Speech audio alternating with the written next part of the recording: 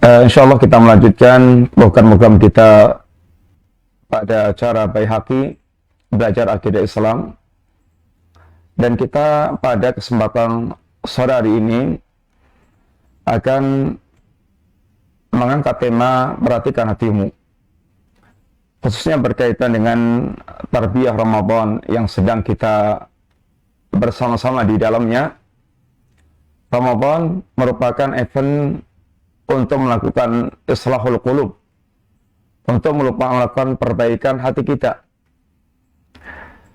Dan di antara perkataan Al-Imam Ibnu Qayyim Al-Jauziyah rahimahullah ta'ala, beliau di antaranya mengatakan, min alamati taufiqillahi lil abdi ayuwafiqahu ilal islah ila islahi sariratihi wa yusaghiluhu bi islahi batinihi wa tathhirihi minal afat.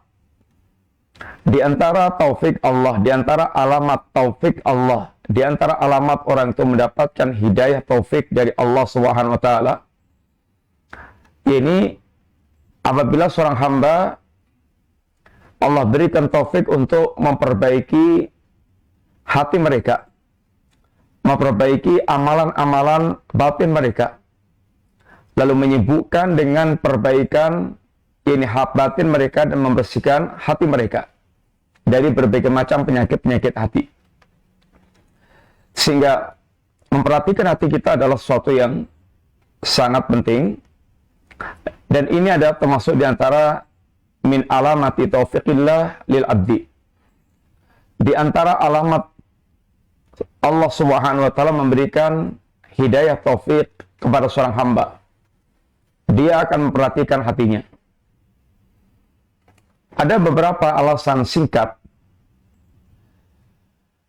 ketika kita harus memperhatikan hati kita. Yang pertama, bahwa hati ini memiliki kedudukan yang sangat tinggi dalam kehidupan kita, dalam gerakan amal kita.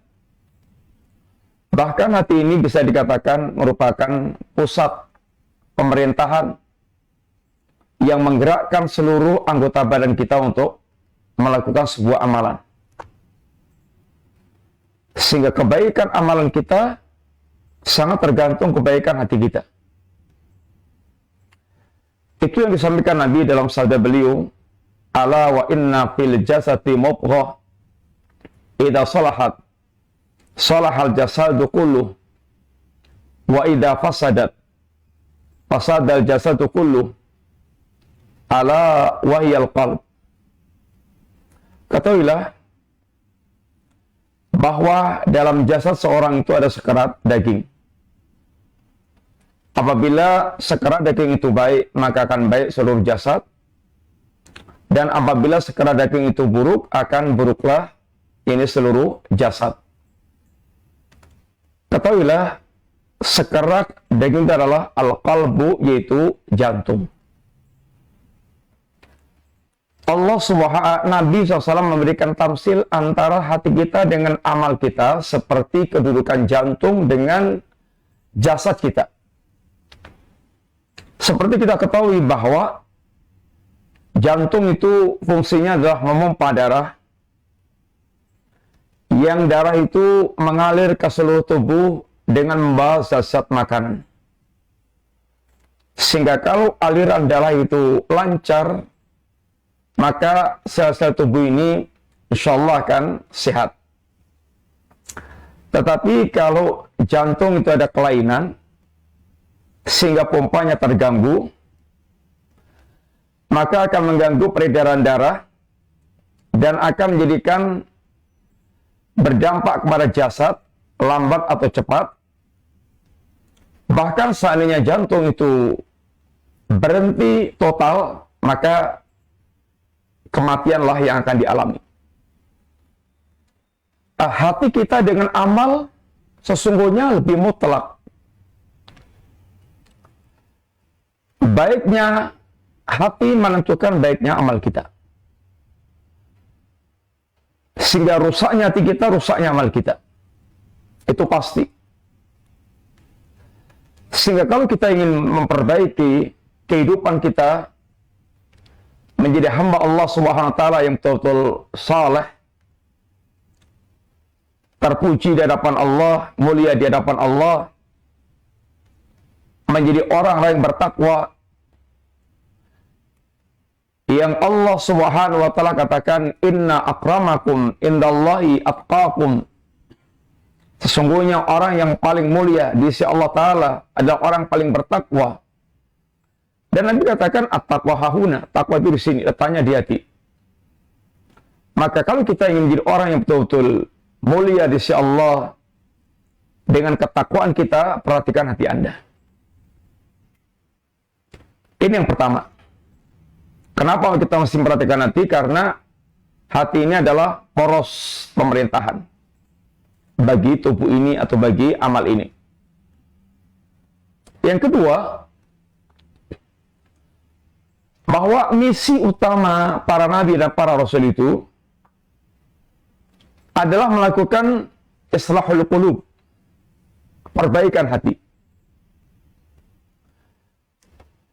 Simak beberapa ayat yang menerangkan tentang dakwahnya para nabiullah alaihi salatu wassalam, yang para nabiullah menyerukan di antaranya dengan kalimat ala tattaqun wa ati'un, fattaqullaha wa ati'un. Takwalah kalian kepada Allah, beribadah takwalah kepada Allah dan taatilah aku. Di antara ayat-ayat yang Allah ungkapkan tentang seruan para nabiullah alaihi salatu wassalam, Nabiullah Nuh di antaranya mengatakan, ala tattaqun inni lakum rasulun amin fattaqullaha wa ati'un. Nabiullah Hud juga mengatakan dengan kalimat yang sama, ala tattaqun inni lakum rasulun amin fattaqullaha wa ati'un. Sehingga ucapan ini ucapan para nabiullah alaihi salatu wassalam, fattaqullaha wa ati'un. Bertakwalah kalian kepada Allah dan taatilah aku. Bertakwa kepada Allah, sekali lagi at-taqwa hahuna, takwa di sini, yang akan menentukan gerakan semua kebaikan tubuh kita. Sehingga kenapa kita memperhatikan hati kita? Karena di antara misi dakwah para nabi yang paling utama adalah bagaimana islahul qulub, membenahi hati manusia, memperbaiki hati manusia. Di antara doa Rasulullah SAW, Allahumma ati nafsi taqwaha wa zakiha anta khairu man zakaha anta waliyuha wa maulaha. Ya Allah, berikan padaku jiwa yang bertakwa dan bersihkan hatiku ya Allah. Engkau adalah wali dan pemeliharanya.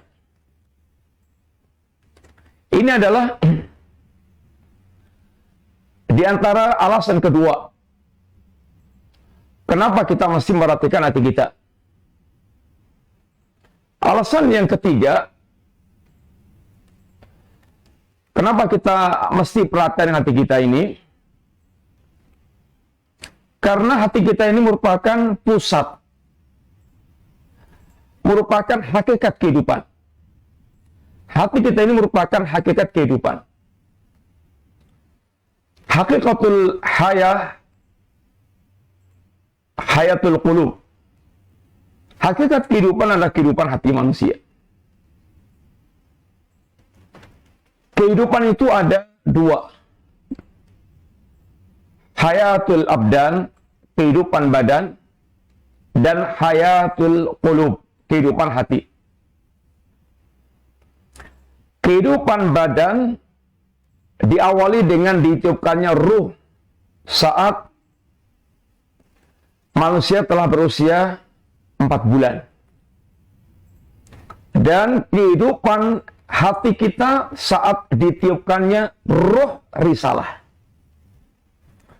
Allah Subhanahu wa taala menamai risalah ini dengan ar-ruh, untuk menghidupkan hati manusia. Wa kadzalika auhayna ilaika ruhan min amrina. Demikianlah kami wahyukan kepada engkau ya Muhammad ruh dari amr kami, dari perintah kami. Allah menamai wahyunya dengan ruh, sesuatu yang akan memberikan kehidupan, yang akan menghidupkan hati manusia. Dan kehidupan hati itu ditandai dengan menyambut seruan-seruan Allah Subhanahu wa taala dan Rasulnya. Sehingga Allah katakan di dalam ayat, ya ayyuhalladzina amanu stajibu lillahi wa lirasulihi idza da'akum lima yuhyikum. Wahai orang-orang yang beriman, sambutlah seruan Allah dan Rasulnya apabila keduanya menyuruh kalian. Yang dalam menyambut seruan Allah dan Rasulnya itu adalah kehidupan hati manusia. Orang yang mereka tidak ada gerakan menyambut seruan Allah dan Rasulnya, hatinya mati. Kehidupan hati itu ditandai dengan menyambut seruan Allah ini dan Rasulnya. Dan kehidupan hati inilah kehidupan yang akan mewariskan kebahagiaan yang hakiki. Karena hati yang bisa berbahagia atau kebahagiaan hakiki itu letaknya di hati. Dan hati yang bisa berbahagia, hati yang mengenal Allah Subhanahu wa taala. Maka lihatlah kehidupan orang-orang yang tidak mengenal Allah, katakanlah kehidupan orang barat secara umum, orang-orang materialis, orang mereka hidupnya sekedar hanya dengan mengukur materi, ukurannya materi. Lihatlah negara-negara maju yang dikenal sebagai negara maju dan ingin bebas hidupnya, kehidupan yang tidak mengenal Allah Subhanahu wa taala, maka diwarnai dengan keguncangan jiwa, kemudian berbagai macam kasus-kasus bunuh diri, pelarian hidup, pelarian kesempitan hidup kepada narkoba, perisek, banyaknya kriminalitas, bersama dengan kemajuan negerinya, kemakmuran negerinya, pendapatan hidupnya yang sangat tinggi, fasilitas yang lengkap untuk menghibur kehidupan mereka, tapi tidak bisa mengantarkan pada kebahagiaan hakiki. Karena mereka kehilangan sumber kebahagiaan hakiki, yaitu Allah Ta'ala. Orang tidak akan mengenal, tidak akan mendapatkan kenyamanan hidup yang hakiki kecuali hati yang mengenal Allah Ta'ala. Sehingga para salaf kita punya ungkapan diantaranya, inna fid dunya jannatan, di dunia itu ada surga. Artinya ada suasana yang betul-betul dia bisa merasakan nyaman sebagaimana ahlul jannah memiliki kenyamanan. Jannatul dunia itu apa? Jannatul dunia adalah hati yang mengenal Allah, sehingga kita bisa tenang bersama dengan Allah. La khaufun alaihim walahum yahzanun. Hati yang jauh dari rasa takut dan sedih. Hamba yang mereka tidak takut dan tidak sedih. Sehingga di antara ungkapan salaf pula mereka mengatakan, masakinu ahli dunya kharaju minad dunya walam yadhuku atyaba ma fiha. Mereka, di antara mereka mengatakan, orang yang dikatakan betul-betul miskin dari kalangan ahli dunia, yang betul-betul layak dikasihani, orang yang mereka betul-betul miskin itu bukan yang mereka tidak punya harta, yang tidak punya dunia, glamor dengannya. Tetapi yang dikatakan betul miskin itulah orang yang mereka sampai matinya meninggalkan dunia tidak pernah merasakan sesuatu yang paling lezat rasanya. Apa itu? Ma'rifatullah wa mahabbatullah wal uns bi liqa'illah wa misla dzalik. Wa dzalik. Ini hati yang mengenal Allah, hati yang mencintai Allah, hati yang ada rasa kenyamanan bersama dengan Allah, atau ungkapan semisal itu. Ini ungkapan para salaf yang bersumber dari kitabullah, sunnah nabinya, dan kehidupan yang dirasakannya. Kenyamanan yang hakiki, kebahagiaan yang hakiki, itu hanya jika hati itu mengenal Allah, sehingga mewujudkan amal-amal yang Allah ini cintai, Allah ridhai. Man amila salihan min dzakarin aw untha wa huwa mu'min falanuhyiyannahu hayatan thayyibah. Orang yang beramal saleh, baik laki-laki maupun perempuan, sedangkan dia mukmin, maka Allah akan berikan kepadanya kehidupan yang thayyibah, kehidupan yang baik. Akan kami hidupkan dia kehidupan yang baik. Kehidupan yang baik adalah kehidupan al-hayatus sa'adah, kehidupan yang bahagia. Kehidupan yang baik itu kehidupan yang bahagia itu kehidupan yang itmi'nanul qalbi wa insyirahu sadri. Hatinya tenang, jiwanya lapang, dadanya lapang. Ini adalah orang betul-betul memiliki kehidupan sebagaimana kehidupan hakiki adalah kehidupan kampung akhirat. Wa innad daral akhirah layal hayawan law kanu ya'lamun. Dan sesungguhnya kampung akhirat adalah kampung yang sebenarnya kalau mereka mengetahui.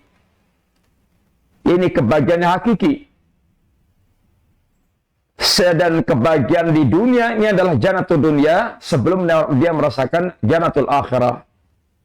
Karena iman itu di dunia ini akan mewariskan kelezatan yang namanya halawatul iman, yang namanya kelezatan iman. Daqa ta'mal iman. Dia akan merasakan lezatnya iman. Siapa itu? Man radhiya billahi rabba wa bil islami dina wa bi muhammadin nabiyyan. Ini orang yang mereka ridha dengan Rabbnya, Allah sebagai Rabbnya, Islam sebagai agamanya, Muhammad sebagai nabi, panutannya. Hati seperti ini bisa merasakan kebahagiaan hakiki. Sehingga kehidupan hakiki, kehidupan hati. Orang yang mereka tidak ada kehidupan hati, mereka adalah mayit, para mayit. Maka Allah katakan, ini amwatun ghairu ahya. Mayit-mayit yang tidak memiliki ini kehidupan. Kemudian kenapa kita masih perhatian dengan hati kita ini? Karena yang keempat, alasan yang keempat, kenapa kita perhatian dengan hati kita? Karena di hari kiamat kelak saat kita menghadap Allah Subhanahu wa taala, tidak lagi bermanfaat kecuali pemilik hati yang selamat, hati yang sehat, hati yang hidup. Yang Allah Subhanahu wa taala di antaranya mengatakan, yauma la yanfa'u malun wala banuna illa man atallaha biqalbin salim. Ingatlah akan datangnya hari yang di hari itu tidak akan lagi bermanfaat harta sebanyak apapun, anak laki-laki sehebat apapun, kecuali orang mereka menghadap Allah dengan hati yang selamat.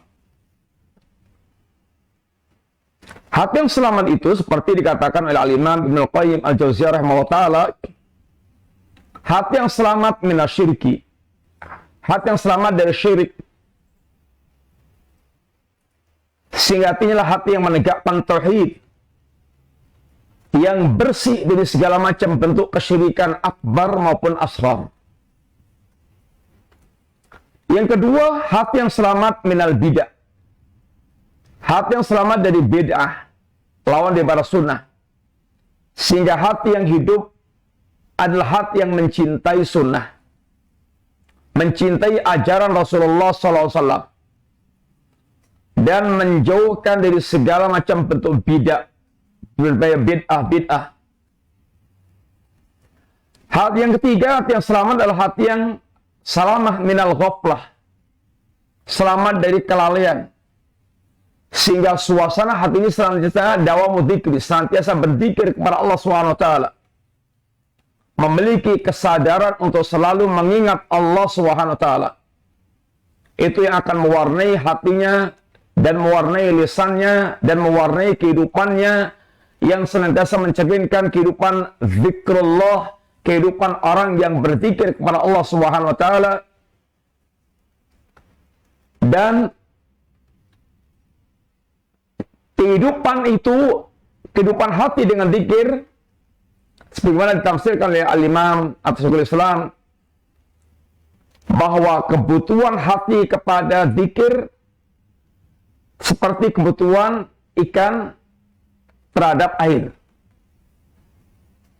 Apabila hati itu lepas dari air, apabila ikan itu lepas dari air, cepat atau lambat dia akan mengalami kematian. Yang keempat, selamat dari lilitan syahwat. Yang apabila syahwat itu melilit hati manusia, dia akan menentang perintah. Tidak lagi peduli dengan perintah-perintah agama, perintah Allah dan Rasulnya. Dan yang kelima, yaitu hati yang selamat dari syubhat. Yang apabila hati itu dia dipenuhi dengan syubhat, dia akan kabur, samar dalam melihat kebenaran, tidak jelas, sehingga diombang-ambingkan oleh syubhat. Dia tidak bisa melihat kebenaran dengan jelas. Sahabat Hijrah TV, para pemirsa yang rahmati Allah Subhanahu wa taala, maka kenapa kita mesti perhatian hati? Di antaranya adalah karena hati yang selamat inilah yang akan nanti bermanfaat di hadapan Allah Ta'ala saat seluruh harta kita sebanyak apapun, yang seandainya kita memiliki emas bahkan sebesar bumi sekalipun, maka tidak akan bisa dipakai untuk menyelamatkan diri saat kita menghadap Allah kalau kita tidak membawa qalbun salim. Innal ladzina kafaru wa matu wa hum kuffarun fala yuqbala min ahadihim mil'ul ardi dhahaban wala biftadabih.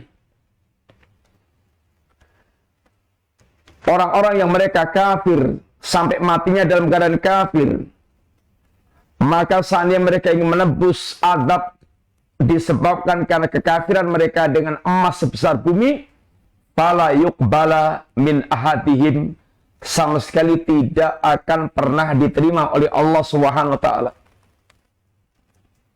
Upaya mereka untuk membebaskan dari adab saat itu tidak akan diterima oleh Allah Ta'ala, karena harta itu sebanyak apapun sungguhnya sedikit, sifatnya adalah sedikit. Mataun qalil. Kehidupan, kenikmatan yang sangat sedikit. Oleh karena itulah, maka kita harus betul perhatian dengan hati kita. Ini modal pokok kita untuk selamat di hadapan Allah Subhanahu wa taala. Selamatkan hati Anda dari syirik, dari bid'ah, dari ghaflah, dari syahwat, dan dari subhat. Dengan itu kita akan selamat di sisi Allah Subhanahu wa taala. Suasana sangat dahsyat yang tidak akan bisa ditebus kecuali dengan membawa ini hati yang selamat. Kemudian yang kelima, di antara alasan kenapa kita mesti memperhatikan hati, karena hati kita ini penentu suksesnya kita berjalan menuju Allah Ta'ala. Kehidupan kita ini hakikatnya adalah perjalanan menuju Allah Ta'ala. Berkata Al-Imam Ibn Al-Qayyim Al-Jauziyah rahimahullah ta'ala, fa'lam annal abda yaqta'u manazila sayri ilallah biqalbi wa himmati la bibadani. Ketahuilah, seorang hamba itu dia menempuh tangga-tangga perjalanan menuju Allah sehingga menempati tempat posisi yang tinggi, mulia di hadapan Allah. Modal perjalanannya itu adalah hatinya dan cita-cita tingginya, semangat tingginya, bukan dengan badannya. Sehingga berapa banyak orang mereka merawat badannya, badan yang atletis, badan yang sehat, tidak berpenyakit. Tapi ketika dia tidak memperhatikan hatinya, ketika mendapatkan panggilan-panggilan Allah, maka jasad yang sehat, sempurna, atletis itu kayak badan yang setruk. Bukan karena badan yang setruk, hatinya yang setruk. Dia tidak pernah memperhatikan hatinya, tidak pernah memperhatikan kesehatan hatinya. Dibiarkan hatinya kering kerontang sampai mati. Hati ini penentu perjalanan kita menghadap Allah SWT. Dan hati yang lancar menghadap Allah itu hati yang diwarnai dengan basirah, yakni ilmu, dan himmah yang aliyah, cita-cita yang tinggi. Kekuatan untuk senantiasa memenangkan ilmu.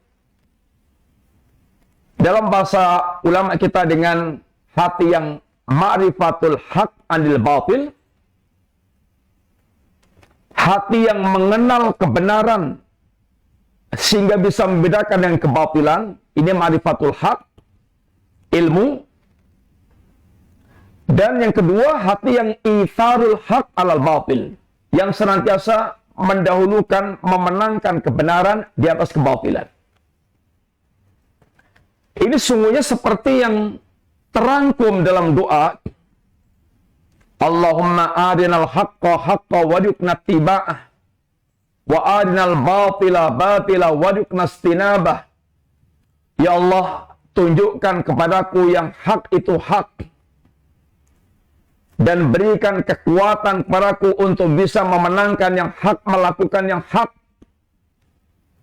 dan tunjukkan kepadaku yang batil itu batil, dan berikan kekuatan kepadaku untuk menjauhi kebatilan. Ada dua yang sangat inti, ilmu dan kekuatan. Ilmu yang membedakan antara yang hak dengan yang batil, sehingga tahu hakikat hak, tahu hakikat kebatilan. Kemudian yang kedua, kekuatan untuk bisa mewujudkan kebenaran, menjauhi kebatilan.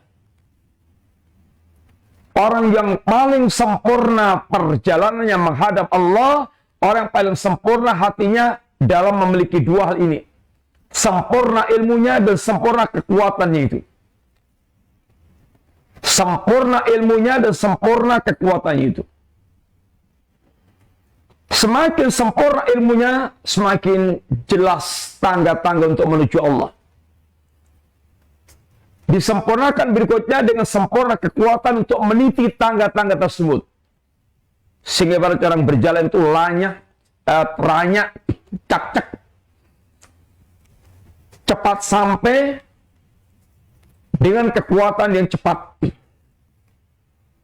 tanpa ada kebingungan. Itulah orang yang mereka paling sempurna untuk mencapai tangga kemuliaan di sisi Allah Subhanahu wa taala.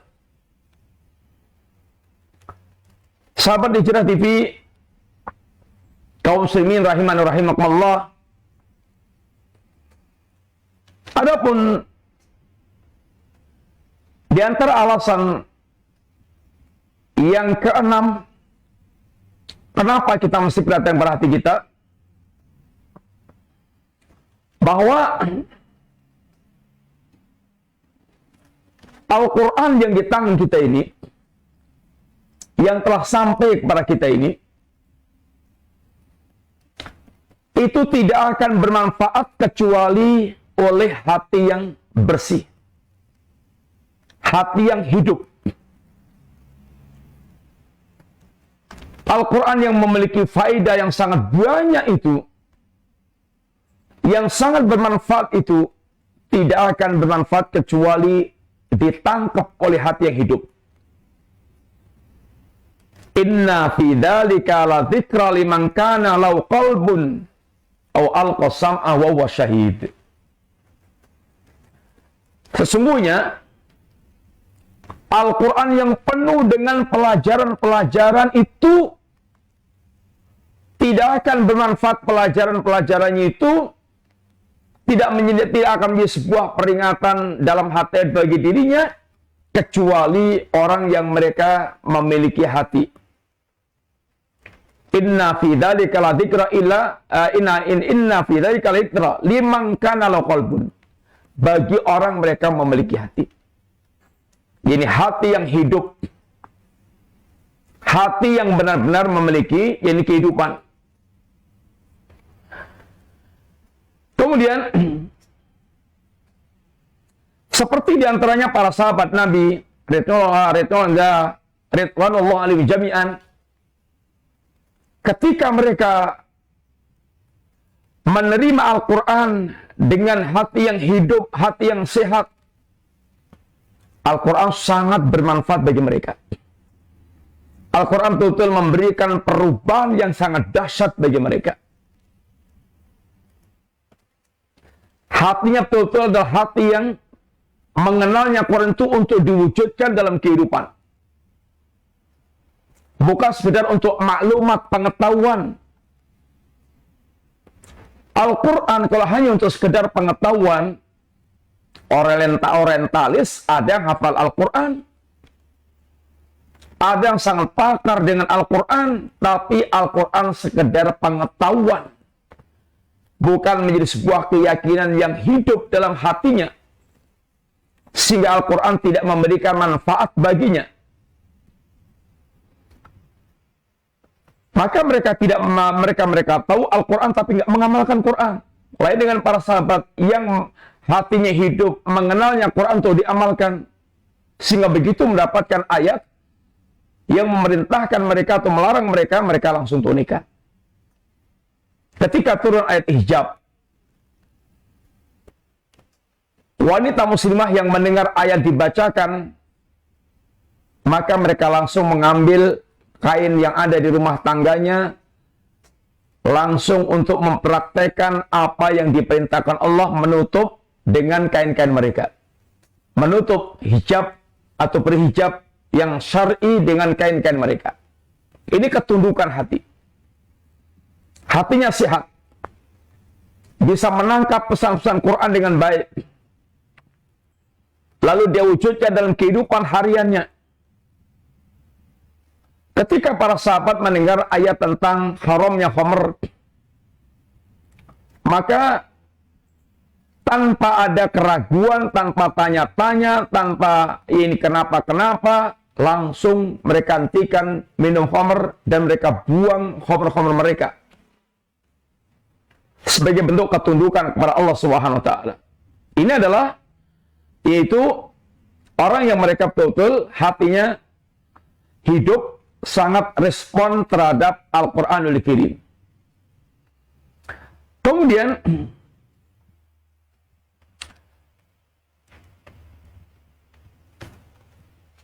kenapa kita perhatian dengan hati yang terakhir? Karena tidak akan masuk jannah kecuali pemilik hati yang bersih. Pemilik hati yang bersih.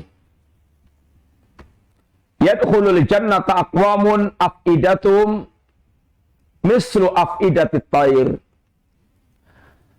Akan masuk surga suatu kaum yang hati mereka seperti keadaan hatinya burung. Hati burung itu penuh dengan tawakal dan lembut. Penuh dengan tawakal dan lembut. Kelembutan dan penuh dengan tawakal. Allah Subhanahu wa taala ketika akan memasukkan hamba-hambanya ke jannah, di antaranya ditahan di jembatan Kintarah. Jembatan Kintarah ini jembatan untuk melakukan kisos antar calon penghuni jannah, sehingga hatinya betul bersih menjadi seperti satu hati, sehingga tidak lagi terdengar kalimat-kalimat buruk di surga, hasad, sia-sia, nggak ada. Yang ada adalah salaman, keselamatan, selamat semuanya. Ini adalah beberapa perkara kenapa kita mesti memperhatikan hati. Pertanyaannya adalah, bagaimana caranya kita bisa memiliki hati yang seindah, sebagus itu, hati yang indah, yang bagus, yang bersih, para hamba Allah Ta'ala. Yang kedua, untuk mendapatkan hati yang bersih, qalbun salim, jauhilah maksiat. Yang maksiat itu noktah-noktah hitam yang akan menjadi racun yang menyebabkan matinya hati. Yang setiap hamba ketika dia berbuat dosa itu akan tertitik noktah hitam di hatinya. Kalau dia bertobat akan terhapuskan noktah hitam itu. Kalau dia berbuat maksiat lagi akan bertambah noktah hitamnya sampai menjadi ran, menjadi noktah-noktah hitam. Itu yang dikatakan oleh yang dibacakan Nabi ayatnya, kalla balrana ala qulubi makan yaksibun. Ketahuilah itulah ran, titik-titik hitam yang nempel di hati mereka sebab perbuatan maksiat yang mereka lakukan. Hati apabila telah gelap, la ya'rifu ma'rufan wa la yunkiru munkaran ila ma usriba min hawahu, tidak lagi mengenal yang ma'ruf, tidak lagi mengingkari yang mungkar, kecuali apa yang diinginkan oleh hawa nafsunya semata-mata. Berkata Al-Imam Ibn Mubarak, ra'aitu dzunuba tumitul qulub, aku lihat dosa-dosa itu mematikan hati manusia. Wa tarku dzunub hayatul qulub, dan meninggalkan dosa adalah kehidupan, ini bagi hati manusia.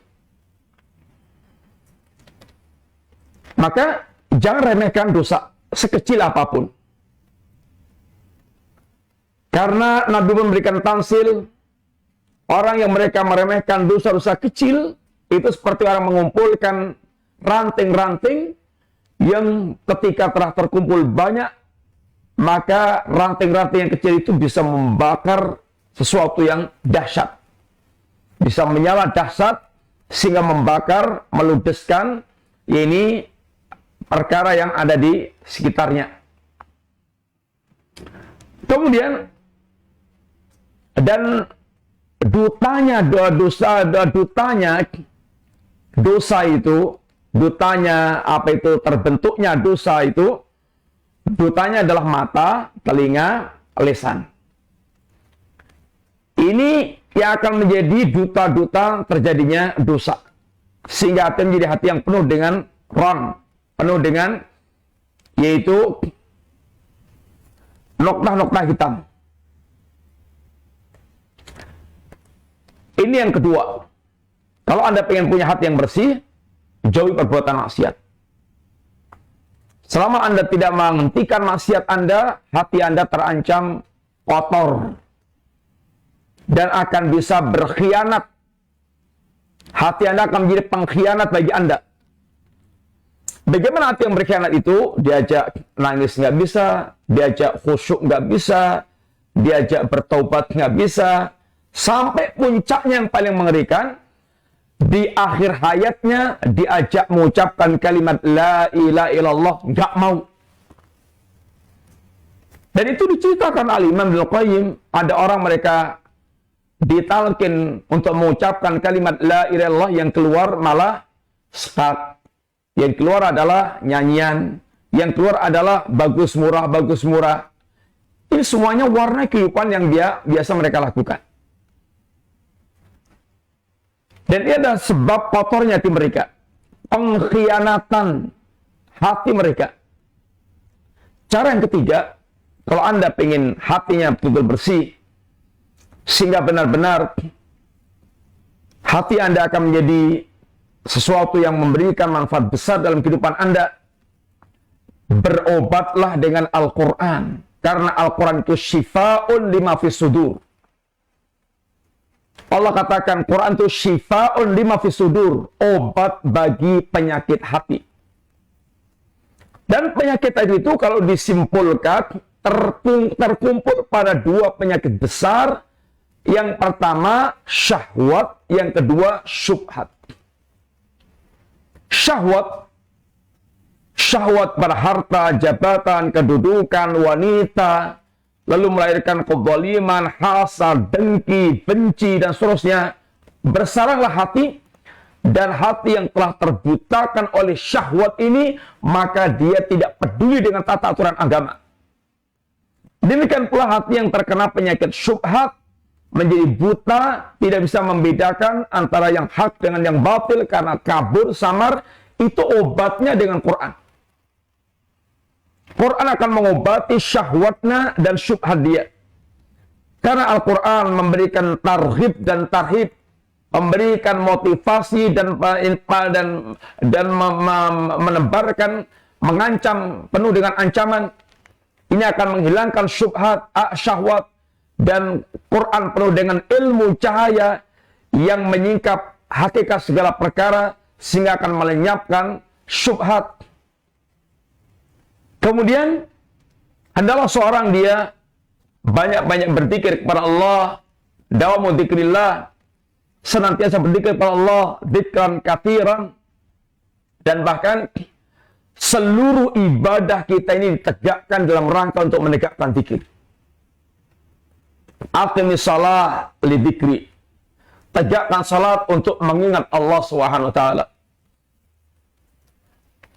Nabi ketika menerangkan haji, wajulat at-tawafil bait wa sa'yu, ini sa'i antara tawaf di Ka'bah, sa'i antara Safa Marwah, wa ramyul jimar, dan melempar jumrah, li iqamati dzikrillah, dalam rangka untuk menegakkan zikir kepada Allah Ta'ala.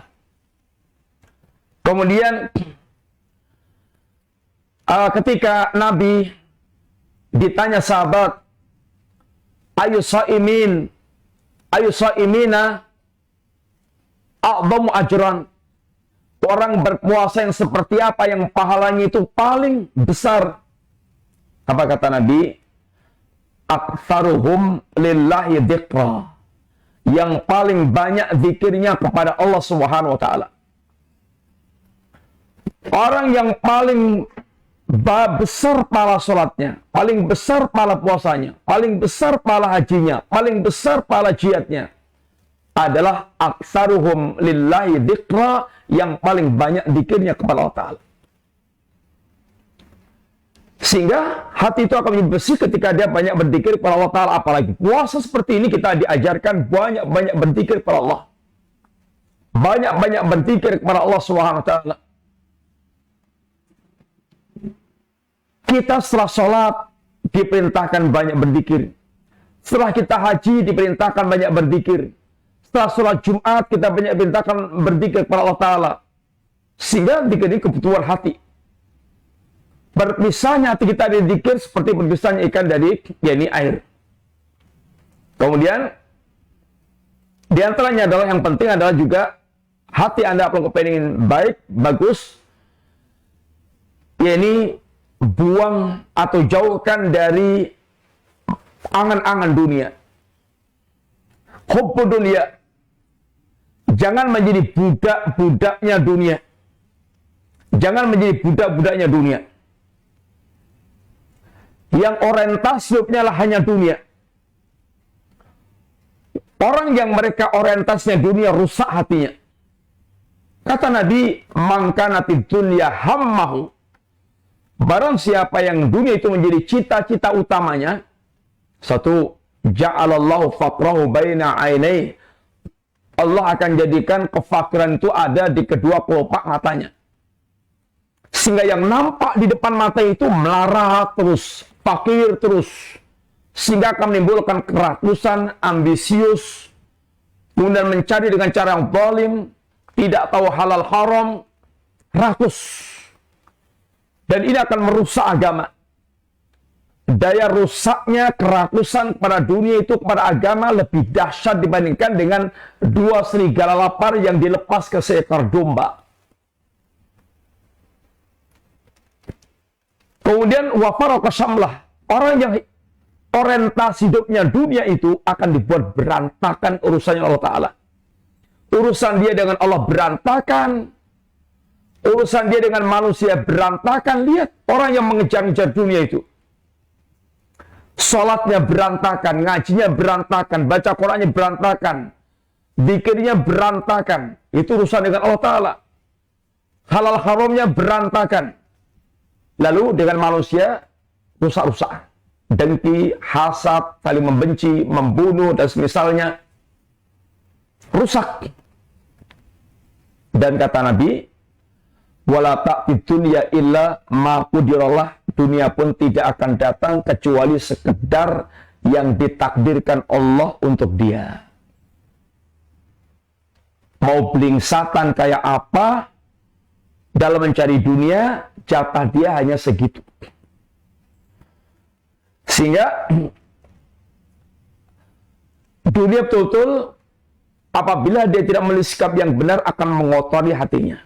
Yang terakhir, pembahasan kita, cara kita untuk membersihkan hati kita, mendapatkan hati yang bersih, jangan pernah berpisah dari ilmu.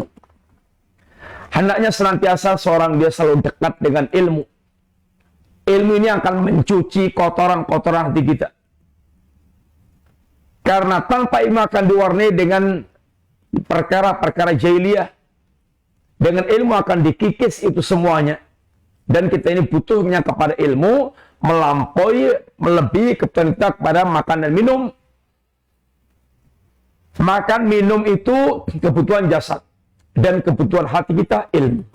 Sehingga akan mendapatkan gizi-gizi yang membuat hati itu betul-betul sangat sehat. Para pemirsa Hijrah TV, ini yang kita sampaikan secara singkat. Semoga manfaat. Dan mudah-mudahan Ramadan ini menjadi betul-betul tarbiyah, bengkel untuk memperbaiki hati kita. Karena targetnya Allah apa la'allakum tattaqun. Itulah target hati. Agar kita menjadi orang yang bertakwa, bukan menjadi langsing, bukan menjadi tambah kaya atau apa, tapi menjadi orang yang bertakwa. Itu urusan hati. At-taqwa hauna takdir di sini. Maka alamatnya kalau puasa Anda diterima oleh Allah Ta'ala, nanti lihat setelah Ramadan, Anda kelihatan lebih baik enggak? Ketakwanya lebih baik atau enggak? Ibaratnya puasa ini, Ramadan ini bengkel, mobil ini kita masukkan bengkel itu, keluar bengkel itu harusnya lebih bagus. Tapi kalau ternyata tidak lebih bagus, maka berarti puasa Anda tanda tanya besar. Semoga manfaat. Terima kasih banyak. Kita akhiri dulu. Wassalamualaikum Muhammadin wa ala alihi wasallam. Ada pertanyaan? Ada Ustaz. Ada beberapa pertanyaan dari pesan singkat WhatsApp Ustaz. Yang pertama Ustaz, Bismillah. Assalamualaikum warahmatullahi wabarakatuh. Waalaikumsalam warahmatullahi wabarakatuh. Assalamualaikum ilaikum Ustaz. Semoga Allah Ta'ala selalu menjaga dan merahmati Ustadz beserta tim dakwahnya dan seluruh muslimin dimanapun berada. Mohon izin bertanya di luar tema Ustadz tentang jadwal azan subuh waktu Jogja, yaitu jam 4:30 lebih 2 menit. Di sekitar tempat tinggal Ana ada beberapa masjid, ada yang azan subuh jam 4:30 kurang 5 menit.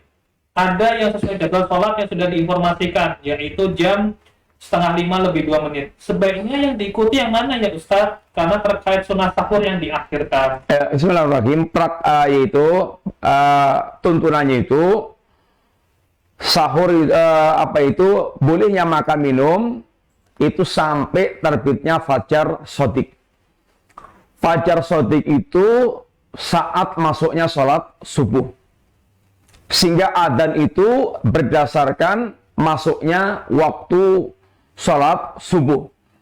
Kalau Anda bisa melihat langsung fajar shadiq yang ada di langit, maka itu adalah berdasarkan penglihatan mata. Kalau Anda ternyata tidak bisa dan mengandalkan jam, kepercayaan pada jam, maka patokannya adalah pada jam tersebut. Adzan atau belum adzan, ketika sudah masuk pada waktu masuknya sholat subuh, maka sudah tidak diperbolehkan lagi kita untuk makan dan minum. Wallahu ta'ala a'lam bishawab. Baik, ada pendapat masuk Ustaz? Bismillah, Assalamualaikum. Ya, dengan ibu siapa dan di mana? Di Jawa Timur, Mas. Tayyib. Silakan Bu, pertanyaannya Bu. Mau nanya, di luar tema ya, mohon maaf. Ya, silakan Bu. Kalau misalkan ini seorang suami bilang pada istrinya, bukan bilang pada istrinya, bilang pada anaknya, bilang sama anaknya yang masih 7 tahun, bilang, kamu pilih siapa? Itu apakah pertanyaan seperti itu apakah itu salah atau tidak ya? Gitu. Ya. Cukup Ibu, pertanyaannya? Ya. Ya, bismillahirrahmanirrahim. Kalimat itu kalimat yang tidak jelas, maka dikembalikan kepada niatnya. Kalau ucapan itu niatnya sang suami adalah menceraikan istrinya, maka jatuh talak. Kalau ucapan itu tidak ada niat sama sekali menceraikan istrinya, ya bukan, ya tidak jatuh talak. Wallahu ta'ala alam bishawab. Baik, jazakallahu Ustaz atas penjelasannya. Pertanyaan berikutnya dari pesan singkat WA, Ustaz. Bismillah, Assalamualaikum warahmatullahi wabarakatuh. Waalaikumsalam warahmatullahi wabarakatuh. Mohon izin bertanya di luar tema, Ustaz. Bagaimana hukumnya jika ada undangan buka puasa bersama di masjid, Ustaz? Takmir masjidnya yang mengundang dengan undangan tertulis. Apakah wajib datang, Ustaz? Ya, bismillahirrahmanirrahim. Undangan buka puasa bersama, ya kalau tidak ada unsur maksiatnya, tidak ada atau ada kebaikan yang diharapkan dari situ, ya memenuhi undangan adalah menyenangkan pengundangnya. Itu menyenangkan pengundangnya. Adapun wajib atau tidak wajib, yang wajib itu adalah undangan walimah. Undangan walimah. Adapun undangan yang non walimah, para ulama juga, ya ini ada ikhtilaf berkaitan wajib tidak wajibnya tersebut. Wallahu ta'ala alam bishawab. Baik, jazakallahu Ustaz atas penjelasannya. Pertanyaan berikutnya, Ustaz. Bismillah, Assalamualaikum warahmatullahi wabarakatuh, Ustaz. Waalaikumsalam warahmatullahi wabarakatuh. Selain syafaat dari Rasulullah, apakah saja dan apakah syafaat dari orang tua soleh atau dari anak yang soleh yang benar? Atau kedua-duanya ada, Ustaz? Bismillahirrahmanirrahim. Ada syafaat anak soleh, ada syafaat suada, ada syafaat wali ulama, ada syafaat, banyak macam syafaat, termasuk syafaat Al-Quran yang kita baca, syafaat puasa yang kita lakukan. Ini adalah banyak syafaat, jenis-jenis syafaat yang Allah berikan di akhir kelak, maka hendaklah kita memperbanyak alternatif untuk mendapatkan syafaat Allah Ta'ala. Modal utamanya adalah tauhid. Karena tidak akan mendapatkan syafaat kecuali ahli tauhid. Maka wajib pertama kali kita membersihkan tauhid kita dari syirik. Karena orang yang mereka melakukan perbuatan syirik akan diharamkan dari syafaat siapapun. Wallahu ta'ala alam bishawab.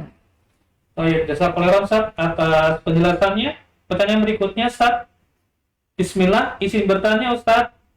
Ustaz, jika wanita keguguran, baik janin yang gugur itu sebelum 4 bulan atau sudah lewat 4 bulan, apa disyariatkan untuk dimandikan, dikafani, disolatkan, diakikohi, dan diberi nama, Ustaz? Bismillahirrahmanirrahim. Kalau janin itu sudah bentuknya bayi, yaitu sudah ditiupkan ruh, berarti sudah di atas 4 bulan, maka diperlakukan sebagaimana merawat jenazah yang hidup.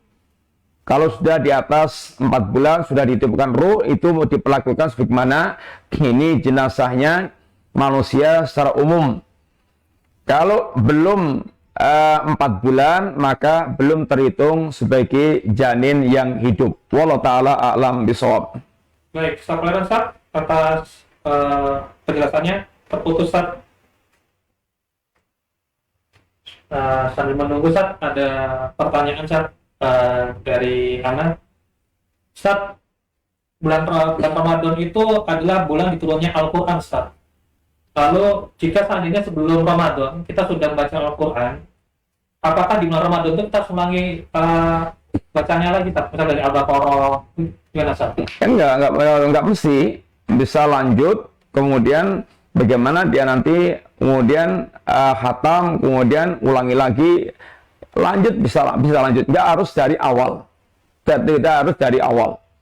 Kan dia bisa khatamkan, target pokoknya 2-3 kali khatam, berarti kan dia maunya sampai surat Al-Maidah sebelum Ramadan, kemudian masuk Ramadan itu bisa lanjut Al-An'am terus, yaitu sampai khatam, ulangi lagi dari awal, dari Fatihah sampai khatam lagi, wallahu a'lam bishawab. Baik, ada pendapat Ustaz? Bismillah, Assalamualaikum. Waalaikumsalam warahmatullahi. Dengan siapa dan di mana? Oh, di Aceh, Masya Allah. Baik, silakan Ibu. Kita kayak ibu-ibu perempuan ini, misalnya melakukan sholat subuh, misalnya. Terus di sholat atau di masjid sudah iqamah, itu apakah melalui sholat-sholat Ya, bismillahirrahmanirrahim. Ya. Adapun sholat ibu-ibu itu sholat terbaiknya di rumah. Sebagaimana dijelaskan dalam hadisnya. Tempat terbaik sholat wanita adalah di rumahnya, bahkan di kamarnya. Sehingga tidak terikat dengan adzan, tidak terikat dengan qomatnya masjid. Artinya kalau ibu mau sholat, ya bisa walaupun di masjid sudah qomat, bisa qobliyah karena tidak terikat dengan masjid yang qomat. Bisa melengkapi dengan qobliyah, kemudian setelah selesai juga bisa melengkapi dengan ba'diyah. Intinya tidak terikat dengan masjid setempat. Kalau sholatnya itu di rumah. Kalau sholatnya di masjid tentu berkaitan dengan keberadaan qomat. Kalau sudah qomat maka tidak ada sholat lagi, tidak sholat lagi. Tidak sholat setelah ditegakkannya iqamah. Wallahu a'lam bishawab. Baik, jasa Kleran Ustaz atas penjelasannya. Izin bertanya Ustaz, kita di Ramadan ini puasa ada sedikit uzur pada saat kita safar Ustaz. Nah ini batasan uzur pada saat kita tidak berpuasa itu gimana Ustaz di bulan Ramadan Ustaz? Pada saat safar. Bismillahirrahmanirrahim. Jangan dulu. Assalamualaikum. Assalamualaikum. Halo, Assalamualaikum. Waalaikumsalam warahmatullahi. Dengan siapa dan di mana Pak? Jawa Timur, baik. Ya, silakan Pak, pertanyaannya Pak. Di kampung saya kalau ada orang mati itu banyak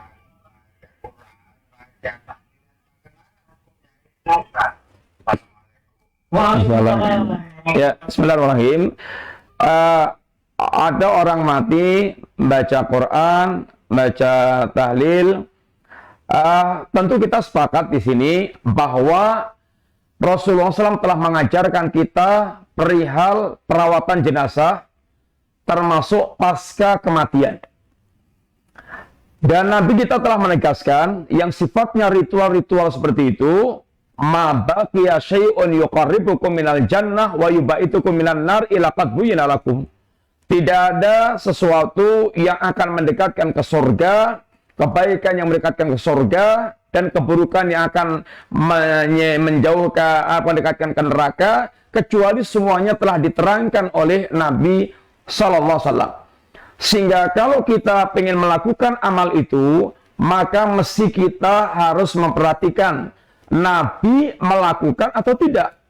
kemudian para sahabat Nabi melakukan atau tidak. Seandainya kita betul-betul sudah yakin bahwasanya Nabi dan para sahabat nggak melakukan, maka tentu yang kita ikuti Nabi dan para sahabat. Kecuali kalau dia punya dalil yang jelas-jelas Nabi, para sahabat melakukan, maka silahkan ikut melakukannya. Tetapi kalau tidak melakukan, maka kita ini pengikut Nabi, dan kita diperintahkan ikuti jalannya para sahabat Nabi radhiyallahu anhum jami'an, dan pasti perihal Nabi adalah yang terbaik. Yang terbaik.